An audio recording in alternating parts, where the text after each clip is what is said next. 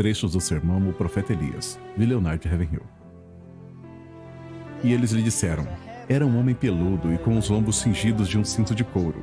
Então disse ele: é Elias, o tisbita. Hoje em dia, nossos profetas usam ternos da Brooks Brothers e fazem o penteado com, como se chama mesmo? Com secador. E eles usam aqueles anéis enormes e tem todo o estrelismo. E eis aqui um homenzinho que fez uma nação inteira tremer. Eu fico um pouco hostil com diáconos e pastores sempre se lamentando e reclamando das escolas bíblicas. Mas eu vou na casa deles e nunca vejo a Bíblia aberta nem uma vez por semana. E alguns de vocês vêm de casa de pastores, eles não pegam a Bíblia todos os dias para ler na mesa, não é mesmo? Então por que jogar pedra nos russos ou qualquer outro? O juízo deve começar na casa de Deus. Como diz uma antiga canção, não é meu irmão, não é minha irmã, sou eu, Deus, que preciso orar. Mas atualmente a maioria dos pregadores são estúpidos. Eles conseguem fazer piadas pouco antes de ir pregar.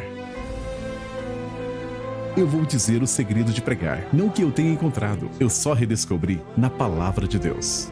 Isaías 66:2. Para este homem olharei, o que treme da minha palavra. E isso não significa que na primeira vez que você se levanta, você descobre que seus joelhos são bem amigos, batendo juntos.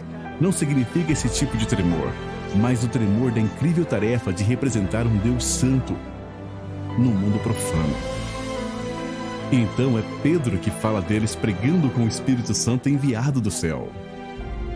Jesus era o Filho de Deus desde o momento em que ele deixou o ventre de sua mãe, mas ele não pregou antes de ser ungido. Ele se levantou e leu as Escrituras quando ele tinha 12 anos de idade na sinagoga, mas ele nunca pregou. Mas como esses caras ousam pregar só porque tem um pedaço de papel pregado na parede, com mais ou menos 10 por 18 polegadas de tamanho, dizendo que eles foram ordenados? Não há nenhum homem na terra que pode ordenar a outro homem para o ministério. Só há uma ordenação. As pessoas dizem às vezes, sabe, aqueles homens no cenáculo não foram ordenados, mas é aí que você se engana. Eles foram ordenados sim, porque Jesus diz em João 15:16, eu vos ordenei. Essa é a única ordenação, a ordenação das mãos furadas. Não a ordenação das mãos bem cuidadas, de unhas bem feitas, de um bispo ou outro qualquer. Não é incrível como 120 homens no cenáculo puderam virar uma cidade de cabeça para baixo? Eles viraram nação de pernas pro ar e 4.000 pregadores se reúnem por 10 dias custando $5 milhões. E ninguém sequer percebeu que eles estiveram na cidade. Não tem lógica. Então aqui está a pergunta que você deve se fazer. Qual a diferença entre o batismo com o Espírito Santo de Atos 2 e o batismo com o Espírito Santo de hoje? Há uma discrepância terrível. Mas, obviamente, a igreja do Novo Testamento e a de hoje são duas coisas muito, muito diferentes. E outra coisa, é bom ir à escola bíblica. Eu fui uma vez. Mas você pode aprender muito mais debaixo de uma árvore ou em algum lugar no campo com sua Bíblia e ouvindo a Deus, do que ouvindo a qualquer outro te dando tudo mastigado. Apenas estudar a sua Bíblia não te tornará um santo. Tem que penetrar na sua corrente sanguínea e percorrer por você. Você pode encher sua cabeça de conhecimento, e isso é bom. Você pode aprender hebraico e grego, o que é legal, mas não há nenhum substituto para um relacionamento pessoal com o próprio Deus. Vocês se lembram quando eles nomearam os sacerdotes no ritual antigo do Velho Testamento? E Deus disse, separe Arão e seus filhos para que eles ministrem a mim. Agora, quantos de vocês ministram ao Senhor hoje em dia? Não trabalhar para Ele, mas trabalhar com Ele. Não apenas falar para Ele, mas uma via de mão dupla onde Ele fala de volta. Vou dizer algo, se você está diante de Deus, você nunca se ajoelha diante dos homens. O homem que esteve na presença do Deus Santo e Eterno nunca se curvará. Nunca será flexível. Ele entrega a palavra que Deus o deu. Vamos lá, agora me diga.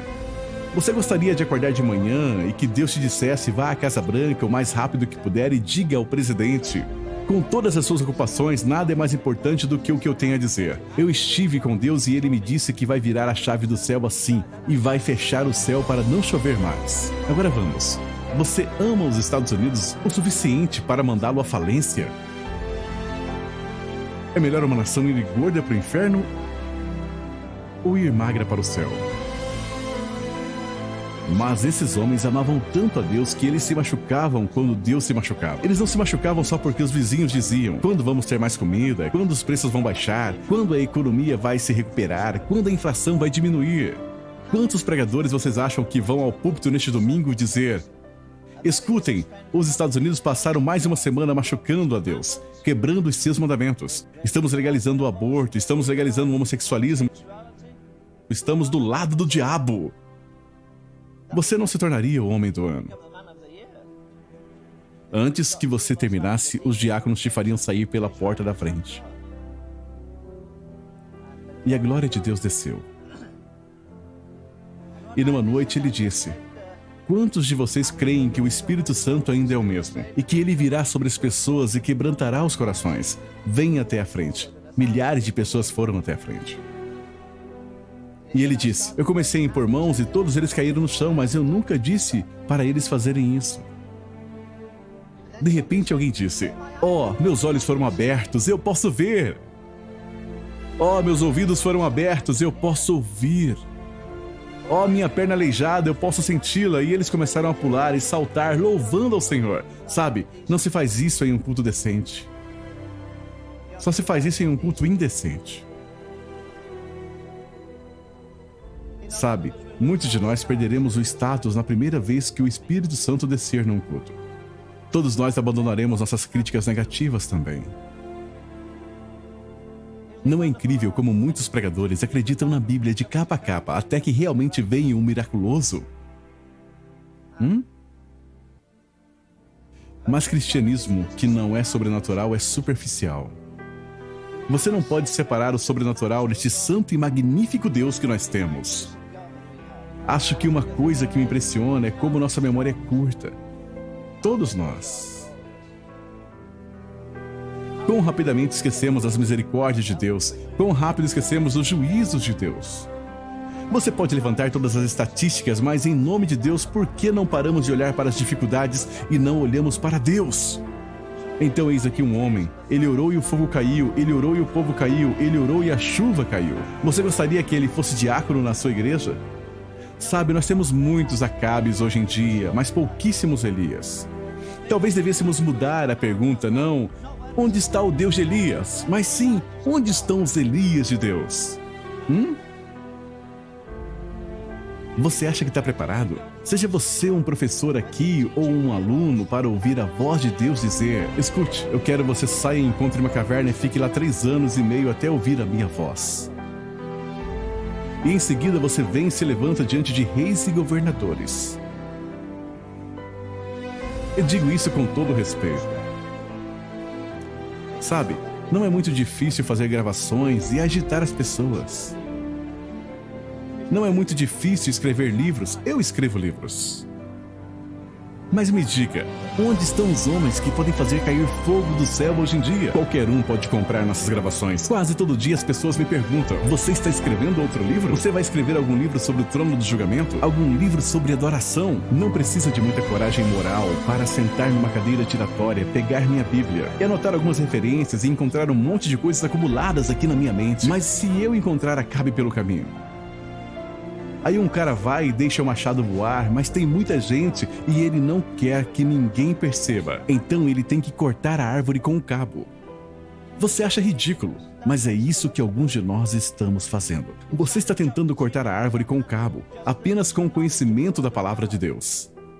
E não com unção. Onde você perdeu aquela unção e ternura que você tinha alguns anos atrás? De jeito nenhum. Você abandonou. Todo pregador aborda esse versículo do jeito errado.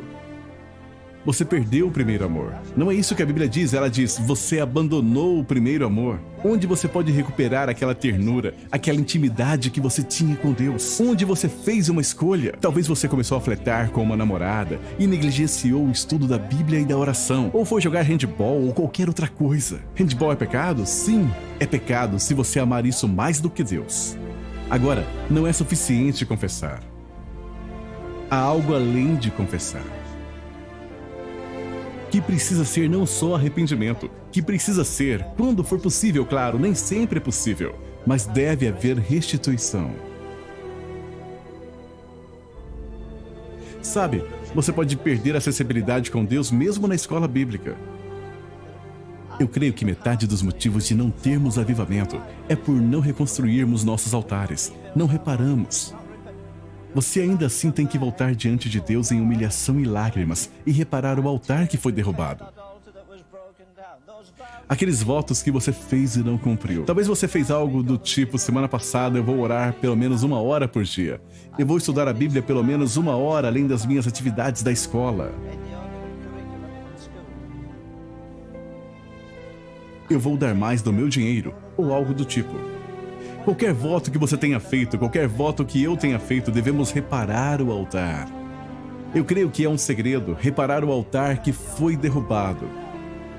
Sabe, um dia de avivamento do Espírito Santo será melhor para todos nós do que 10 anos de escola bíblica. Quando o fogo cai, você não fica apenas ali confessando, mas nos prostramos diante de Deus. O povo diz, bem, isso não vai acontecer. Reconstrua o altar novamente. Que altar? Veja, apenas confessar não é suficiente. Hoje em dia, as 2 palavras menos populares do evangelismo, a primeira é arrependimento, mas a menos popular mesmo é restituição. Agora veja, se você colocou aquela moça em apuros e a abandonou, volte lá e dê algum dinheiro a ela e lhe tire dos apuros. Se você roubou algum dinheiro do seu chefe, vá e lhe restitua. Se você fez algum voto com Deus, eu vou orar hoje algumas horas ou minutos e não cumpriu. Você não pode enganar a Deus. Você está enganando a si mesmo. Não diga, não estou crescendo em graça. Eu não pareço estar crescendo ou ficando mais forte. E por que você deveria estar? Mas a pomba não come nada morto, nada imundo. Ela nem sequer coloca seus pezinhos nisto.